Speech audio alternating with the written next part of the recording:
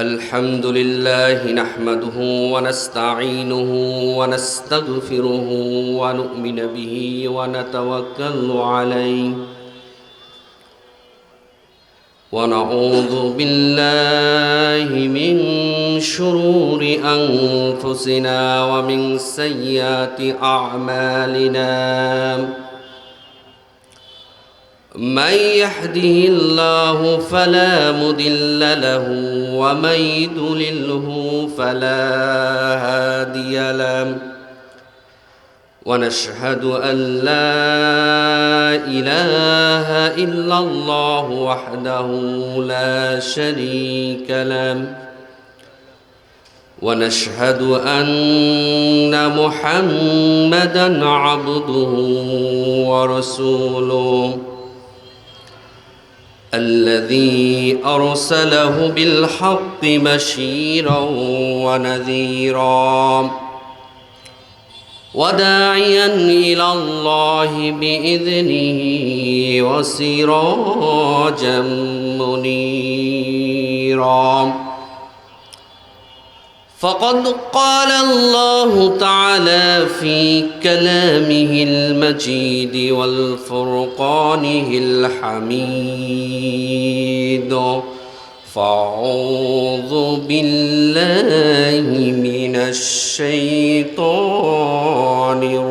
الرجيم بسم الله الرحمن الرحيم وكتبنا عليهم فيها أن النفس بالنفس والعين بالعين والأنف بالأنف والأذن بالأذن والسن بالسن أو قام عليه الصلاة والسلام وعن أبي هريرة رضي الله تعالى عنه قال قال رسول الله صلى الله عليه وسلم من مات ولم يغزو ولم يحدث به نفسه مات على صوبة من النفاق أو قام عليه الصلاة والسلام আলহামদুলিল্লাহ আল্লাহ তাআলার দরবারে লাখ কোটি শুকর গুজার করি যে আল্লাহ সুবহানাহু ওয়া তাআলা আমাদেরকে জোরা নজমুল উলুম সিনিয়র কামিল মাস্টার্স মাদ্রাসা ঐতিহ্যবাহী মাদ্রাসার জান্নাতের বাগানে কিছু সময় বসে কোরআন এবং হাদিস থেকে দুটি কথা শোনার এবং বলার তৌফিক ও সুযোগ দান করেছেন। এই জন্য আমরা দিল থেকে সবাই শুকর গুজার করছি। সবাই পড়ি আলহামদুলিল্লাহ। লাখো কোটি দরুদ সালাম বিশ্ব মানবতার মুক্তির দূত রাহমাতাল লিল আলামিন সাইয়্যিদুল মুরসালিন খাতামুন নবী আশরাফুল আম্বিয়া আমার আপনার প্রিয় নবী প্রিয় নেতা আখিরি জামানার পয়গম্বর মুহাম্মদুর রাসূলুল্লাহ। সবাই পড়ি সাল্লাল্লাহু আলাইহি ওয়াসাল্লাম। সম্মানিত মুসলমান ভাইরা, আলোচনা সংক্ষিপ্ত হবে যেহেতু অল্প সময়ের জন্য। আমি আপনাদের সামনে বিস্তারিত ভূমিকায় না যে আমি আপনাদের সামনে পবিত্র কোরআনুল কারীমের সূরা মাইদা, কোন সূরা? সূরা মাইদার ৪৫ নম্বর আয়াত তেলাওয়াত করেছি এবং মুসলিম শরীফ থেকে রাসূলুল্লাহ সাল্লাল্লাহু আলাইহি ওয়াসাল্লামের অসংখ্য জবানি হাদিসের মধ্য থেকে একটা হাদিস তেলাওয়াত করেছি। এর ওপরেই দুইটা কথা বলবো, মা তৌফিকি ইল্লা বিল্লাহ। আল্লাহ রাব্বুল আলামিন মানুষকে দুনিয়াতে যত নিয়ামত দান করেছেন, এই সমস্ত নিয়ামতের মধ্য থেকে একটা নিয়ামত হচ্ছে আল্লাহ সুবহানাহু ওয়া তাআলা আমাদেরকে আখিরি নবী আখিরি জামানার পয়গম্বর মুহাম্মদুর রাসূলুল্লাহ সাল্লাল্লাহু আলাইহি সাল্লামের উম্মত বানাইছেন। বলেন সুবহানাল্লাহ। এই নবীর উম্মতের দাম কত? কাল মাহশারের ময়দানে যখন হাসরের মাঠ কায়েম হবে, আরাফাত ময়দান হবে হাসরের মাঠ। হাজী সাহেবেরা অনেকেই গেছেন হজে। এই আরাফাত ময়দানে যখন হাসরের মাঠ কায়েম হবে, বিচার ফায়সালা কার্যক্রম শেষ হওয়ার পর, এন্ড হওয়ার পর, সর্বপ্রথম আল্লাহ সুবহানাহু ওয়া তাআলা মুহাম্মদুর রাসূলুল্লাহ সাল্লাল্লাহু আলাইহি সাল্লামের উম্মত দিয়ে জান্নাত উদ্বোধন করবেন। বলেন আল্লাহু আকবার। এটা আখিরি জামানা মুহাম্মদুর রাসূলুল্লাহ সাল্লাল্লাহু আলাইহি সাল্লামের উম্মতের বৈশিষ্ট্য। আমাদের অসংখ্য নিয়ামতের মধ্যে আরেকটা নিয়ামত হচ্ছে যে আল্লাহ সুবহানাহু ওয়া তাআলা আমাদেরকে আমাদের ওপর পবিত্র কোরআনুল কারীম, যেটা লেটেস্ট ভার্সন, এরপরে আর দুনিয়াতে কোনো কিতাব আসবে না, সর্বশেষ নবীর সর্বশেষ কিতাব আল্লাহ সুবহানাহু ওয়া তাআলা আমাকে দিয়েছেন, আমার আপনাকে দিয়েছেন। বলেন সুবহানাল্লাহ। সম্মানিত মুসলমান ভাইরা আমার, আমি আপনাদের সামনে মূল আলোচনায় ফিরে যাই। যে কোরআনুল কারীম থেকে যে সূরা তেলাওয়াত করছি, এখানে আল্লাহ তাআলা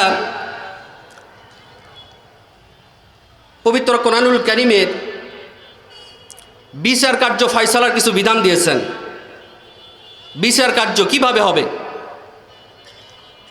দুনিয়াতে কেউ যদি কাউকে অন্যায়ভাবে হত্যা করে, তার বিচার কি? কেউ যদি অন্যায়ভাবে কারু ছুরি দিয়ে কারু চোখে আঘাত করে, তার বিচার কি হবে? কেউ যদি অন্যায়ভাবে কারু নাক কেটে ফেলে, তার বিচার কি হবে? কেউ যদি অন্যায়ভাবে কারু কান কেটে ফেলে, তার বিচার কি হবে?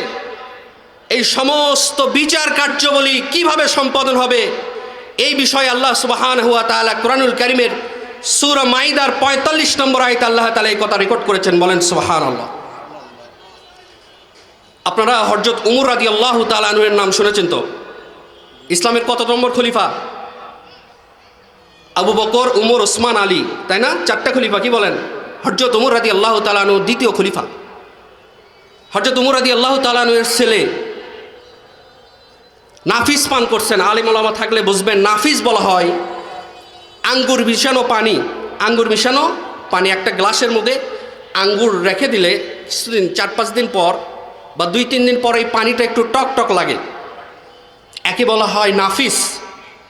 মদ না, অনেকেই বলে উমরের ছেলে মদ পান করেছেন। মদ পান করেনি, নাফিস পান করেছেন। হযরত উমর রাদিয়াল্লাহু তাআলা আনহু মিশরের গভর্নর আমর ইবনে আসের কাছে চিঠি লিখলেন। চিঠি লিখলেন যে আমি শুনতে পেরেছি আমার ছেলে নাফিস পান করেছে। আমার চিঠিটা পাওয়া মাত্রই তুমি আমার ছেলেকে নিয়ে মদিনায় চলে আসবা। একজন দূত দিয়ে, একজন বার্তাবাহক দিয়ে উমর রাদিয়াল্লাহু তাআলা আনহু চিঠি পাঠিয়ে দিলেন। এই দূত যে যখন চিঠি পৌঁছাইছেন আমর ইবনে আসের কাছে, মিশরের গভর্নর আমর ইবনে আসের কাছে যখন চিঠি দিয়েছেন, হযরত উমর রাদিয়াল্লাহু তাআলা আনহু চিঠি খুললেন। খুলে দেখলেন যে হযরত উমরের পক্ষ থেকে চিঠি, আমার ছেলে যদি সত্যতা প্রমাণ সহকারে যদি নাফিস পান করে থাকে, তাকে নিয়ে চলে এসো, বিচার কার্য সম্পাদন করা হবে। সম্মানিত মুসলমান ভাইরা আমার, মিশরের গভর্নর আমর ইবনে আস চিঠি পাওয়া মাত্রই চিঠি ওপেন খুললেন। খোলার পরে ওমর রাদিয়াল্লাহু তাআলা আনহুর ছেলেকে সঙ্গে নিয়ে রওনা দিলেন। মসজিদের নববীতে বিচার কার্য সম্পাদন হতো। মুহাম্মদুর রাসূলুল্লাহ সাল্লাল্লাহু আলাইহি ওয়াসাল্লামের জামানায় যত বিচার কার্য সম্পাদন হয়েছেন মসজিদে নববীর মধ্যে হয়েছেন। হযরত ওমর রাদিয়াল্লাহু তাআলা আনহু চিফ জাস্টিস ম্যান। হযরত ওমর রাদিয়াল্লাহু তাআলা আনহু তার ছেলেকে লক্ষ্য করে বললেন, ইয়া আবি, ইয়া উম্মি, হে আমার ছেলে, তুমি কি মদ পান করেছ? হযরত ওমর রাদিয়াল্লাহু তাআলা আনহুর ছেলে বললেন, না বাবা, ইয়া আবি, না আমি মদ পান করে নাই, নাফিস পান করেছি। হযরত ওমর রাদিয়াল্লাহু তাআলা আনহু বললেন যে নাফিস পান করেছো, অর্থাৎ নাফিস বলা হয় যে পানিটা পান করলে মাথা ঘুরঘুর করে, চোখে একটু অন্ধকার দেখে, সেন্স মস্তিষ্ক কাজ করতে চায় না। হযরত ওমর রাদিয়াল্লাহু তাআলা আনহু বললেন, তুমি অপরাধ করেছো, এই অপরাধের পানিশমেন্ট তোমাকে দিতে হবে। হযরত ওমর রাদিয়াল্লাহু তাআলা আনহু চিফ জাস্টিস ম্যান, অর্থাৎ প্রেসিডেন্ট উমরের ছেলে অন্যায় করছে, সাজা হবে না? হবে না? কিন্তু আমাদের বর্তমানে বাংলাদেশের অবস্থা হলে এমপি মন্ত্রীর কোনো ছেলে যদি অন্যায় করে, আরে দিনের বেলা প্রকাশ্য গুলি করে হত্যা করে, 6 মাস পর রিমান্ড নিয়ে জামিনে আবার জেল থেকে বের হয়। কথা বলে ঠিক কিনা? হযরত ওমর রাদিয়াল্লাহু তাআলা আনহুর ছেলে হযরত ওমর বললেন, কোরআনের বিধান অনুযায়ী তোমার ব্যত্রাঘাত 80টা ব্যত্রাঘাত করবে, তোমাকে করা হবে। মসজিদে নববীর ঠিক পাশেই রওজাতুম মিন রিয়াজিল জান্নাহ, এখানে একটা খুরমা খেজুর গাছ ছিল। খেজুর গাছের সাথে হযরত ওমর রাদিয়াল্লাহু তাআলা আনহু তার ছেলেকে রশি দিয়ে হাত পা বেঁধে ফেললেন। বলেন আল্লাহু আকবার। কোরআনের বিচার দেখেন। হযরত ওমর রাদিয়াল্লাহু তাআলা আনহু হাত পা বেঁধে ফেললেন। জল্লাদকে ডাকলেন, মেরে জল্লাদ দোররা নিয়াও। জল্লাদ দোররা নিয়ে এসেছেন। নেতাজি এই যে নেন। হযরত ওমর বললেন যে আমার ছেলে অন্যায় করেছে, কোরআনের বিধান অনুযায়ী তাকে 80টা ব্যত্রাঘাত করতে হবে। হযরত ওমর রাদিয়াল্লাহু তাআলা আনহু খেজুর গাছের সাথে নিজের ছেলেকে বাঁধলেন। জল্লাদকে হুকুম করলেন, কোরআনের বিধান অনুযায়ী তাকে 80টা ব্যত্রাঘাত করো। জল্লাদ ব্যাত মারতেছেন, আমর ইবনে আস গুনতেছেন, আহেদ ইসনান সালাস আরবা। হযরত ওমর দেখলেন জল্লাদ চাকরিও বাঁচায়, দৌড়াও মারে। কারণ প্রেসিডেন্টের ছেলে বিচার কার্য হচ্ছে, মনের মধ্যে একটু ভয় লাগাটা স্বাভাবিক। কি বলেন? হযরত ওমর রক্ষা করলেন যে জল্লাদ তো চাকরিও বাঁচায় আবার দৌড়াও মারে। হযরত ওমর রাদিয়াল্লাহু তাআলা আনহু বললেন, না, এভাবে হবে না, ব্যাত আমার হাতে দাও। হযরত ওমর রাদিয়াল্লাহু তাআলা আনহু ব্যাত নিলেন। ব্যাত নেওয়ার পরে হযরত ওমর রাদিয়াল্লাহু তাআলা আনহু ব্যত্রাঘাত শুরু করলেন নিজের ছেলেকে। 40টা ব্যত্রাঘাত করার পরে ছেলে মৃত্যুবরণ করলেন। ছটফট করে বান্দা অবস্থায়, খেজুরের গাছের সঙ্গে বান্দা অবস্থায় ছটফট করে মৃত্যুবরণ করলেন। মৃত্যুবরণ করার পর হযরত ওমর নিজের ছেলেকে রশির বাঁধন খুললেন। এরপরে কাফন দাফনের ব্যবস্থা করলেন, নিজেই গোসল দিয়ে দিলেন।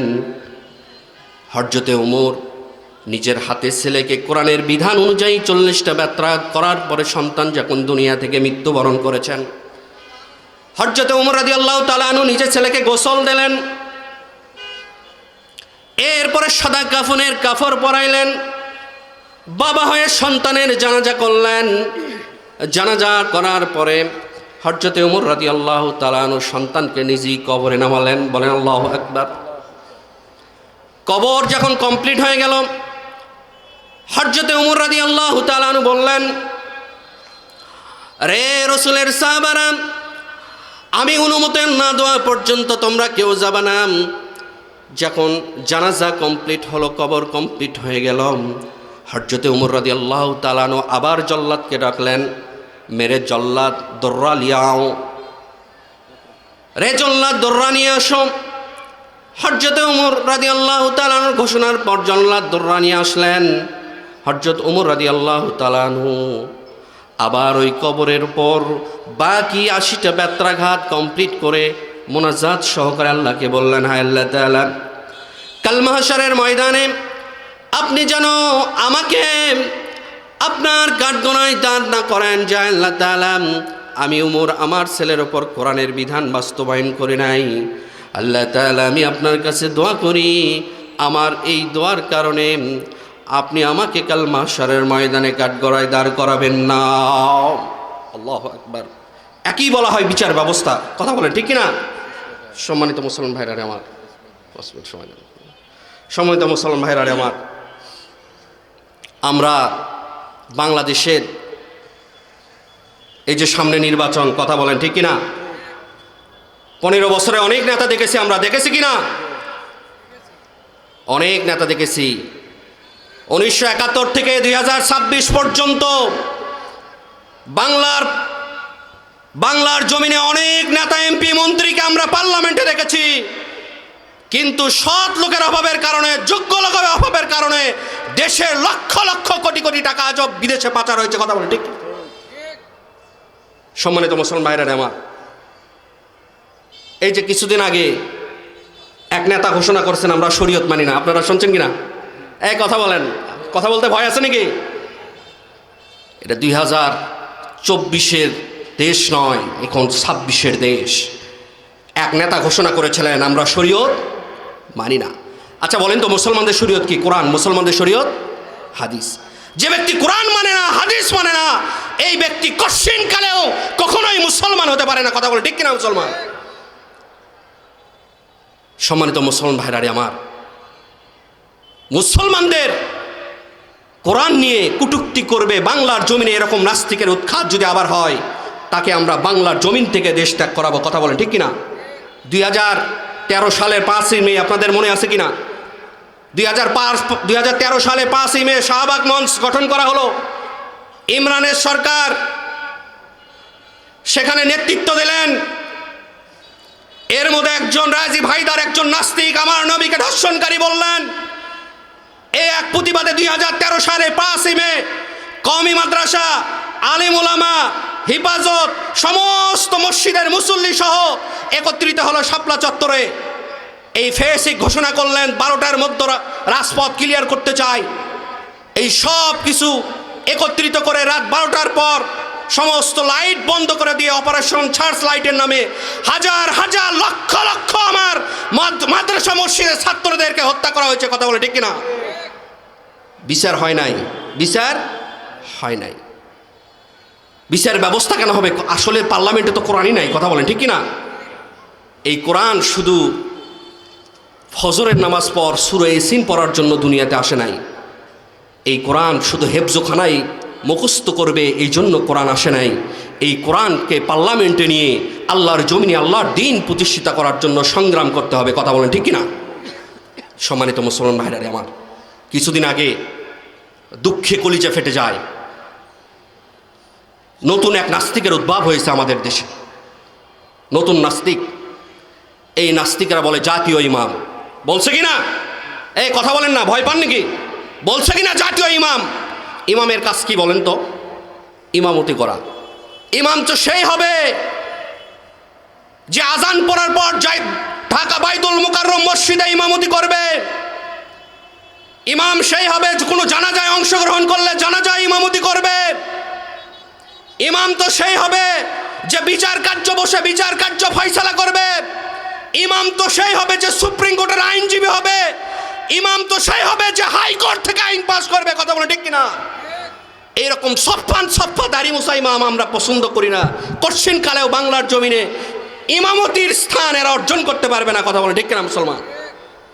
সম্মানিত মুসলমান ভাইরা আমার, আল্লাহ রাব্বুল আলামিন এই দুনিয়াতে কোরআন কেন নাজিল করছেন? আল্লাহ বলেন আলিফ লাম র কিতাবুন আনজালনাহু ইলাইকা লিতুখরিজান নাস মিনাজ যুলুমাতি ইলান নূর। বলেন আল্লাহু আকবার। আল্লাহ রাব্বুল আলামিন বলেন এই দুনিয়াতে আমি কোরআন কেন নাজিল করলাম? এই কোরআন এই জন্য নাজিল করেছি দুনিয়ার সমস্ত মানুষকে অন্ধকার থেকে এক আলোর দিকে নিয়ে আসার জন্য, অন্ধকার থেকে একটা সঠিক পথে দিশারি হওয়ার জন্য, সঠিক পথে ওঠানোর জন্য আমি আল্লাহ সুবহানাহু ওয়া তাআলা এই কোরআন নাজিল করেছে। বলেন আল্লাহু আকবার। এক শ্রেণীর লোক আছে বলে কোরআনের রাজনীতি নাই, এরা সবচেয়ে বড় মূর্খ। কথা বলেন ঠিক কিনা? কোরআনের যদি রাজনীতি না থাকবে, রাসূল সাল্লাল্লাহু আলাইহি সাল্লাম কত বছর জীবিত ছিলেন? কথা বলেন কত বছর? 63 বছর জিন্দেগিতে ছিলেন রাসূল সাল্লাল্লাহু আলাইহি সাল্লাম, জীবিত ছিলেন। 40 বছর বয়সে নবুয়ত পাইছেন। নবুয়ত পাওয়ার পরে 13 বছর মক্কায় মেহনত করছেন। ঠিক কিনা বলেন? 13 বছর মক্কার মেহনত করার পরে আল্লাহ রাসূল মদিনাতে রওনা দিয়েছেন। মদিনার জমিনে 10 বছর মেহনত করছেন। 10 বছর মেহনত করার পরে রাসূল সাল্লাল্লাহু আলাইহি ওয়াসাল্লাম একটা স্ট্রং সাহাবীদের দল গঠন করে মক্কা বিজয় করেছেন। কথা বলেন ঠিক কিনা? আমার নবী শুধু মসজিদের ইমামতিই করেন নাই। ঠিক কিনা? দ্য পারফেক্ট মুহাম্মদ সাল্লাল্লাহু আলাইহি ওয়াসাল্লাম as a leader, as a commander, as a justice man, as a lawyer, as a scientist, the perfect Muhammad sallallahu alayhi wasallam as the superman of the world. বলেন আল্লাহু আকবার। সম্মানিত মুসলমান ভাইরা আমার, কানে টেকুতে কানে দুল লাগাইলে আর পেশিতে টেকু লাগালেই সুপারম্যান হওয়া যায় না। সুপারম্যান হইতে হলে বিশ্বনবী মুহাম্মদুর রাসূলুল্লাহ সাল্লাল্লাহু আলাইহি ওয়াসাল্লামের আদর্শ অনুসরণ করতে হয়। কথা বলে ঠিক কিনা? সময় সংক্ষিপ্ত, সিগন্যাল চলে আসছে। আসলে ঠিক আছে, ইনশাআল্লাহ যে কথাগুলো বললাম আল্লাহ তাআলা আমাদের সবাইকে এর ওপর বাস্তব জীবনে আমল করার মতো তৌফিক দান করুক। ও আখির দাওয়ানা আলহামদুলিল্লাহি রাব্বিল আলামিন। আসসালামু আলাইকুম ওয়া রাহমাতুল্লাহি ওয়া বারাকাতুহু।